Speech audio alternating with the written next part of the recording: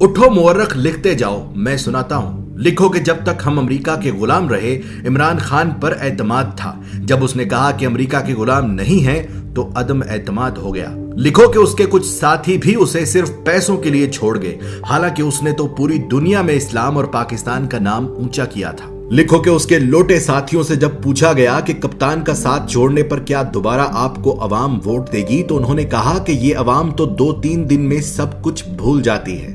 لکھو کہ تاریخ میں پہلی مرتبہ عدم اعتماد آیا، اور وہ بھی اس وزیر اعظم پر جس پر کوئی کرپشن کا الزام تک نہیں تھا۔ لکھو کہ جاوید لطیف نامی نون لیگی رہنما نے سرعام ٹی وی چینل پر کہا کہ ہاں ہم نے پیسے دے کر MNAs خریدے ہیں، اور یہ سن کر بھی الیکشن کمیشن نامی مقدس گائے سوئی رہی۔ لکھو کہ جہاں ایک نکاح منسوخ کرنے کے لیے بھی جج وجہ پوچھتا ہے، وہاں 22 کروڑ آبادی کے ملک کے وزیر اعظم کو ہٹانے کی وجہ نہ کسی جج نے پوچھی نہ کسی الیکشن کمیشن نے۔ لکھو کہ جہاں رشوت گناہ کبیرہ میں آتی ہے، وہاں پیسے اور عہدوں کے لیے MNAs نے ڈائریکٹ گولیاں لگوائیں۔ لکھو کہ جب عمران خان نے پاکستان کو آزاد کرنا چاہا تو اسے جھکانے کے لیے سارے سیاستدان مل گئے۔ لکھو کہ الیکشن کمیشن نے ہمیشہ عمران خان کی حکومت کے خلاف فیصلے کیے، لیکن وہ پھر بھی مقدس ہی رہی۔ اس نے امین علی گنڈا پور کے بھائی کو صرف اپنے حلقے میں جانے پر نااہل کر دیا، لیکن MNAs کو خریدنے پر بالکل سوئی رہی۔ لکھو کہ ایمان کی اس خرید و فروخت نے پھر سے اس امریکی کو صحیح ثابت کر دیا جس نے کہا تھا کہ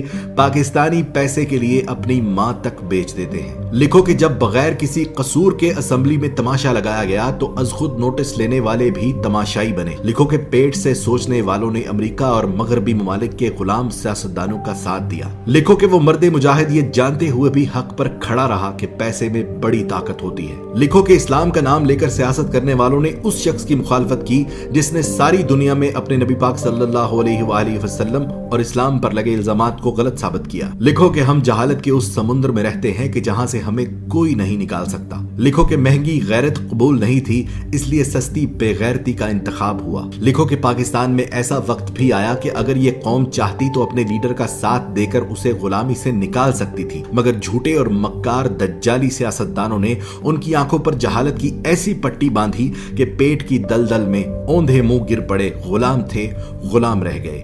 غلاموں کے لیے اچھی خبر یہ ہے کہ اللہ نے اس قوم پر ترس کھا کر ایک بہادر لیڈر دیا جو ان کی غلامی کی زنجیریں توڑنا چاہتا ہے، پر اس قوم نے کہا کہ میں امریکہ اور مغرب کا غلام تھا اور رہوں گا، میں غلام ابن غلام ابن غلام ابن غلام۔ وقت نے ثابت کیا کہ بر صغیر کی یہ مٹی بڑی بے وفا ہے، یہ اپنے جگانے والوں کو خود مار دیتی ہے۔ جیسے بنگالیوں نے مار دیا مجیب الرحمان کو، پاکستانیوں نے مار دیا لیاقت علی کو، اور گاندھی کو مار دیا ہندوؤں نے، اسی طرح عمران خان جو پاکستان کو پاؤں پر کھڑا کرنا چاہتا ہے، انصاف کا نظام قائم کرنا چاہتا ہے، غریب اور امیر کو ایک جیسی زندگی دینا چاہتا ہے، اس کی زندگی میں بھی کچھ ایسا ہی موڑ ہے۔ دیکھنا صرف یہ ہے کہ کیا ہم نے تاریخ سے کچھ سیکھا، کیا ہم نے اللہ پر بھروسہ کرنا شروع کیا، یا آج بھی ہمارا بھروسہ امریکہ اور یورپ پر ہے۔ میری دعا اس کے لیے جو حق پر ہے، میری دعا اس کے لیے جو پاکستان کا سوچتا ہے، میری دعا صرف اس کے لیے جس کا ایمان صرف اور صرف اللہ پر ہے۔ پاکستان